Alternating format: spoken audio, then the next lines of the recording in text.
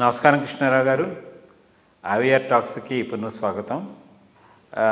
ఈ మధ్య న్యూస్లోకి ఎక్కువగా మిగిలిన విషయాలని పక్కన పెడితే భగవంతుని యొక్క విషయం మీద చాలామంది వాళ్ళ యొక్క ఆవేదనను తర్వాత ఎవరి ఇండివిజువల్ ఒపీనియన్ వాళ్ళు చెప్పడం జరిగింది. ఇది ఈ తిరుపతి లడ్డు కల్తీ వివాదం నుంచి మొదలైంది. సో అది ఓ పక్కన ఓ డిస్కషన్ మంది పక్కన అయింది. అట్లాగే మరి అన్యమతస్థులు దేవాలయంలో ప్రవేశించాలా లేదా అనేటువంటి విషయం మీద కూడాను ఒక విధమైనటువంటి కట్టుబాటు సంప్రదాయాలు పఠించాలి అనేటువంటి విషయాన్ని కూడాను ఆ కట్టుబాటులో కూడాను కొన్ని ప్రత్యేక పూజలకి వాటికిను మీరు ఉన్నప్పుడు ఒక డ్రెస్ కోడ్ అనేది పెట్టారు. హైందవులు పంచ కట్టుకోవాలి, చీర కట్టుకోవాలి, ఇలాంటివన్నీ.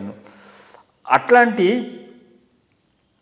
ఈ విశ్వాసాన్ని మనము సరిగ్గా చూడడానికి దీంట్లో నిజానిజాలని ఎవరు నిగ్గు తేలుస్తారు? దీనికి ఎవరిలో ఒకళ్ళు ఉండాలంటే మనం ఇప్పుడు ఏదైనా ఒక దీనికి ఉన్నప్పుడు ఒక ప్రఖ్యాత వ్యక్తిని కానీ లేకపోతే ఒక సంస్థను కానీ వాళ్ళని దీంట్లో నిగ్గు తేల్చాలనంటే మనకి ఏదో ఒకటి ఉండాలి కదా. ఇప్పుడు అది హైకోర్టు జడ్జి అయినా అవ్వచ్చు, లేకపోతే సిబిఐ వాళ్ళు వచ్చిన నివేదిక అయినా కావచ్చు, ఏదో ఒకటి అది అందరికీ ఆమోదమైనటువంటి ఒక సంస్థ అనేది దీనిలో తీసుకుని చేయాలనేటువంటి విషయం ఉంది. దీనికే మన సుబ్రహ్మణ్య స్వామి గారు ఆయన సుప్రీంకోర్టులో ఒక పిల్లు వేశారు. ఇట్లా సిబిఐ ఎంక్వైరీ చేయించాలి, దీంట్లో ఇది చేయిస్తే బాగుంటుంది అనేది. నిజంగా అది అందరికీ ఆమోదయోగ్యమైన విషయమే. మరి దాంట్లో ప్రోగ్రెస్ అనేది ఏ విధంగా వస్తుందనేది చూద్దాం. అలాగే సుబ్రహ్మణ్య స్వామి గారు కూడా ఏంటంటే కొంచెం ఒక విధంగా మంచి గట్టి పట్టుదల ఉన్న మనిషి. ఇప్పుడు మీరు ఈవో కింద ఉన్నప్పుడు కూడాను మరి ఆ తిరుమల తిరుపతి దేవస్థానం యొక్క అంటే ద గ్లోరీ అండ్ అదేంటి ఒక ఏన్షియంట్ టెంపుల్, పురావస్తు దీని కింద వచ్చిన టెంపుల్ అప్పట్లో చాలా పెద్ద కాంట్రవర్సీ అయింది. ఏది ఆనంద నిలయం అనంత స్వర్ణమయం అనే దాని మీద మరి ఆయన వెళ్ళి కోర్టులో ఫైట్ చేసి ఇది తీసుకుని రాకపోతే ఈ పాటకి ఏమై ఉండేదో మనకి తెలుసుండేది కాదు. ఆ గోడల మీద రాసినటువంటి నిశ్చితమైనటువంటి ఇవన్నీ పోయి ఉండేవి, ఆ బొమ్మలు అవన్నీ మొత్తం అన్నీ. అది సెక్యూరిటీ కూడా చాలా, ఎందుకంటే ఇప్పుడు మనం పొల్లు దండాలు పెడుతూ ఉంటే మనం గుడి బయట చూస్తుంటే ఎంత స్పేస్ ఉంది, ఎక్కువ లేదు. ఇప్పుడు ఇక్కడ గోల్డెన్ ఇది చేస్తే అక్కడ మధ్య తిరగడానికి దీనికి సంబంధం ఉండదు. ఇప్పుడు ఆల్రెడీ మనం హుండీ దగ్గర లక్ష్మీదేవి బొమ్మను చూస్తే అదంతా అందరూ చేతులు పెడితే ఈ మధ్యనే మొన్న లేటెస్ట్గా వెళ్ళినప్పుడు చూస్తే దానికి కొంచెం డిస్టెన్స్ మెయింటైన్ చేశారు. అట్లాగా సుబ్రహ్మణ్య స్వామి గారు ఆ ఫైటింగ్ స్పిరిట్తో హిందూ మతానికి సంబంధించి వీటిని చేయడానికి చేశారు. సో ఆయన సుప్రీంకోర్టులో పిల్ వేయడంపై మీ యొక్క ఇది మంచి పరిణామం నా దృష్టిలో.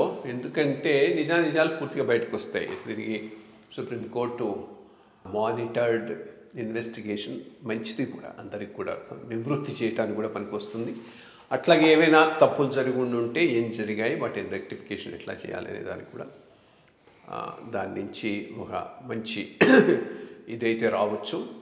మీరు ఆనంద నిలయం అనంత స్వర్ణమయం గురించి మెన్షన్ చేశారు కాబట్టి ఇది అఫ్కోర్స్ అప్పుడు ఆయన టీటీడీ చైర్మన్గా ఉన్న ఆదికేశవ నాయుడు గారి పెట్ ప్రాజెక్టు. మొత్తం వాల్స్ కన్నిటికి స్వర్ణమయం చేద్దాము అని అక్కడ దగ్గరలో ఇంకో స్వర్ణ టెంపుల్ అని ఒకటి వచ్చింది, దాని లక్ష్మీ టెంపుల్ అట్లాగే చేద్దామని నేను గట్టిగా అపోజ్ చేశాను.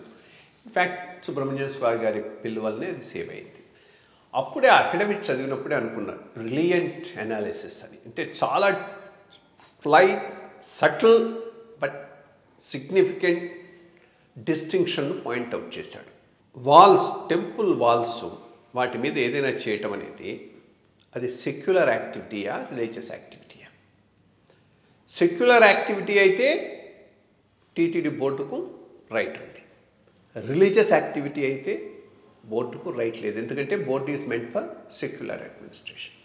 Temple as such is a religious body including the walls. So అది సెక్యులర్ కాదు కాబట్టి దాని మీద బోర్డుకి ఎట్లాంటి కంట్రోల్ లేదు, ఇది చేయటానికి వీల్లేదనే పాయింట్ బేసిక్గా తీసుకొని దాని మీద ఫైట్ అవుట్ చేశాడు. ఫైట్ అవుట్ చేసి హైకోర్టులో విన్ అయినాయి కాబట్టి సాపే. బట్ ఆదివేశ కేశవ నాయుడు గారు కూరుకోలేదు. సుప్రీంకోర్టు పోయి ఫేవరబుల్ ఆర్డర్ తెచ్చేశాడు, ఎక్స్పార్టీ తెచ్చాడు. ఎక్స్పార్టీ తెస్తే రెండో తడవ ఈయన పోయి ఆమె పార్టీ నాకు నోటీస్ ఇవ్వకుండా ఈ ఆర్డర్ మీరు ఎట్లా ఇస్తారని జడ్జితో పోట్లాడి మళ్ళీ దాన్ని స్టే చేయించారు.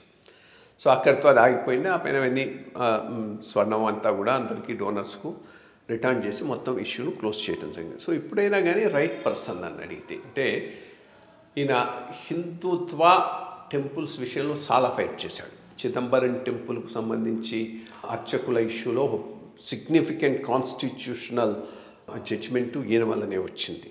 సో మొత్తం ఇష్యూస్ మీద పూర్తి పట్టు ఉన్నటువంటి వ్యక్తి. సో అటువంటి వ్యక్తి స్పేర్ హెడ్ చేసి జరిగేటటువంటి పబ్లిక్ ఇంట్రెస్ట్ లిటిగేషను ఓవరాల్గా ఇన్స్టిట్యూషనల్ రెప్యుటేషను దానికేమీ భంగం కలిగే విధంగా ప్రవర్తించే వ్యక్తి కూడా కాదు. లాంగ్ రన్ ఇన్స్టిట్యూషనల్ సిస్టమ్స్కు తప్పకుండా మేలు చేస్తుందని అనుకుంటాను. దీని గురించి కూడా మరి ఫైనల్ రిజల్ట్ 30వ తారీఖు వస్తుందంటున్నారు, మండే నాడు చూద్దాం.